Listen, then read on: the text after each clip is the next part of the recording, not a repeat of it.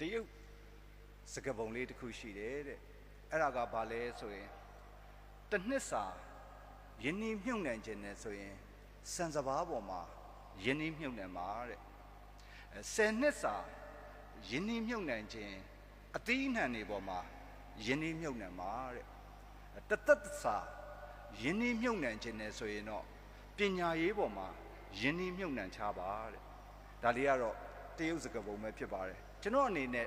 တကြောင်လေးထပ်ပြီးတော့ပေါင်းကျင်ပါတယ်ထာဝရအသက်အတွက်ဆိုရင်တော့တရားတော်၌ယင်းနှီးမြုပ်နှံထားပါဆိုတဲ့အချက်ကလေးပဲဖြစ်ပါတယ်ဝိညာဉ်ကျင်နာကဘာလဲဆိုရင်ကျွန်တော်တို့လှုပ်ဆောင်မှုရဲ့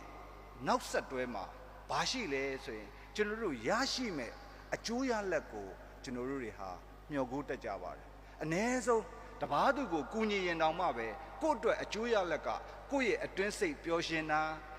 ပြီးသွားတဲ့အခါကျရင်ပီတိဖြစ်ချင်တာဆိုတဲ့အကြောင်း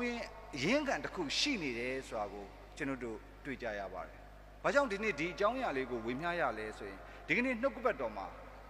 တမန်တော်ကြီးဖြစ်တဲ့ပေထရုကသူ့ရဲ့ဆရာသခင်ဖြစ်တဲ့သခင်ခရစ်တော်ကိုမေခွန်းလေးတစ်ခုသွားမေးပါတယ်။အဲ့ဒီမေခွန်းကတော့မနေ့ကကြားခဲ့ရတဲ့နှုတ်ကပတ်တော်ရဲ့အဆက်ပဲဖြစ်ပါတယ်။ဘာပြောလဲဆိုတော့လူငယ်တစ်ယောက်က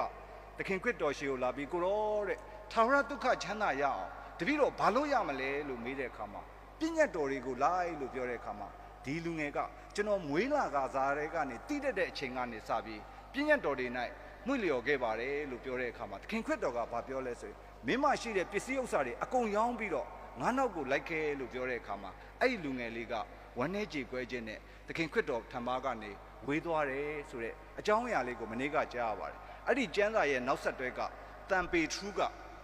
ဒီနေ့သခင်ခရစ်တော်ကိုမေးခွန်းမေးပါတယ်ကိုရောတပည့်တော်တို့အားလုံးစွန့်ပြီးတော့ကိုရောနောက်ကိုလိုက်ခဲ့ပြီမွေးရက်ကိုစွန့်တယ်မိဘတွေကိုစွန့်တယ်သားမယားတွေကိုစွန့်တယ်ဥစ္စာပစ္စည်းတွေကိုစွန့်ပြီးကိုရောနောက်ကိုလိုက်ခဲ့ပြီတပည့်တော်တို့ဘာရမှာလဲလို့မေးတဲ့မေးခွန်းလေးဖြစ်ပါတယ်အဲ့ဒီခါမှာသခင်ခရစ်တော်ဘာပြောလဲဆိုရင်ငါရဲ့အနောက်ကိုအားလုံးစွန့်ပြီးလိုက်တဲ့လူဟာတဲ့ဒီလောကမှာအစတရားနောင်ဘဝမှာထာဝရဒုက္ခရမယ်လို့သက်သေတည်ခဲ့ပါတယ်ဒီဖြစ်ဖြစ်အကြောင်းအရာလေးကိုရိုးရိုးလေးကြည့်လိုက်လို့ရှိရင်တမန်တော်ကြီးတွေကအခက်ခဲတွေကြုံဆုံရတယ်အသက်ပေးရတယ်ဒါပေမဲ့လို့အတွင်းကြကြလေ့လာခြင်းဘာတွေ့ရမလဲဆိုရင်တမန်တော်ကြီးတွေရဲ့ဘဝမှာရန်သူမရှိပါဘူးဘယ်နေရာကိုပဲတွားတွားသူတို့ဟာလူတိုင်းကိုညီကိုမောင်နှမလို့ဆက်ဆံနိုင်ပါတယ်ဘယ်အိမ်ကိုပဲဝင်ဝင်ငြိမ်းချမ်းခြင်းရှိတဲ့အိမ်ဟာသူတို့ကို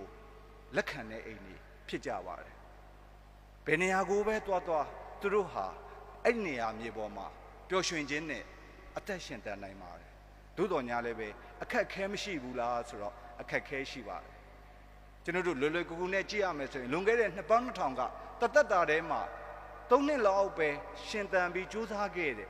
တန်ပေထူးတို့တမန်တော်ကြီးအဖွဲ့တွေဟာနှစ်ပေါင်း2000ကျော်လာပြီးသူတို့ကိုလူကောင်းတွေတန်ရှင်းဖြောင့်မတ်တဲ့ပုဂ္ဂိုလ်တွေယဟန်နာတွေတမန်တော်ကြီးတွေအဖြစ်နဲ့ယခုအချိန်ထိကျွန်တော်တို့ဟာယူသေးလေးစားနေတယ်ဆိုတာဟာဘုရားသခင်ရဲ့ဂရုစကား၌သူ့ရဲ့အနောက်ကိုလိုက်တယ်ဆိုတဲ့အခါကျရင်ဒီလောကမှာအစတရားနောင်ဘဝမှာထာဝရဒုက္ခချမ်းသာဆိုတဲ့စကားဟာတက်တည်တည်နေတာပဲဖြစ်ပါတယ်ခရစ်သခင်၌ချစ်ခင်လေးစားပါတော့ဘာသူဓမ္မမိတ်ဆွေပေါင်းတို့ဒီနေ့ပထမကျမ်းစာတော်မြတ်ထဲမှာဒီလိုဘဝအသက်တာကိုရှင်သန်နိုင်အောင်အချက်ကလေးတစ်ချက်အကြံပေးထားတာတွေ့ရပါတယ်အဲ့ဒါကဘာလဲဆိုရင်ဘယ်ရာကိုပဲလှုပ်လို့တဲ့ဘုရားသခင်ကိုကြောက်ရွံ့ယူသေးခြင်းနဲ့ပြည့်ညတ်တရားလမ်းမှာလှုပ်ရင်တဲ့ကိုလှုပ်တဲ့အရာဟာကောင်းကြီးတွေဖြစ်လာစေတယ်ဆိုတဲ့အကြောင်းအရာလေးကိုဒီကနေ့ပထမကျမ်းစာစီရက်မှာကြားခဲ့ရပါတယ်လွယ်ကူအောင်နားလည်အောင်ဝေမျှရမယ်ဆိုရင်ကိုယ့်ရဲ့ဘဝအသက်တာမှာသေးငယ်တဲ့အလုပ်ကလေးကိုပဲလုပ်ယူသားတဲ့စိတ်ကောင်းနှလုံးကောင်းစိတ်နဲ့အလုပ်လုပ်မယ်ဆိုရင်ဒီအရာတွေဟာကြီးမြတ်ခြင်းဖြစ်ပေါ်စေတယ်ဆိုတဲ့ဝင်ရေးဆိုင်ရာအသက်တာရဲ့ကျင့်စဉ်ကိုဖော်ပြနေတာပဲဖြစ်ပါတယ်ဒါကြောင့်မလို့ခရစ်သခင်၌ချစ်ခင်လေးစားပါတော့ဘာသူဓမ္မမိတ်ဆွေပေါင်းတို့ဘလူးမှမသိဘူးဖះတော့တည်တယ်နေ့စဉ်ဘဝအသက်တာလေးမှာဖះသခင်ရဲ့အနောက်ကိုကျွန်တော်တို့ကြိုးစားလျှောက်လန်းခြင်းအဖြစ်ဖះပြင်ဆင်ပေးထားတဲ့ကောင်းကြီးမင်္ဂလာအသက်တာကိုဒီနေ့ဘဝအသက်တာ၌အတူတကွရှာဖွေကြရအောင်လို့အားလုံးကိုဖိတ်ခေါ်လိုက်ပါတယ်ကျွန်တော်တူးစီကိုဖះကောင်းကြီးပေးပါစေ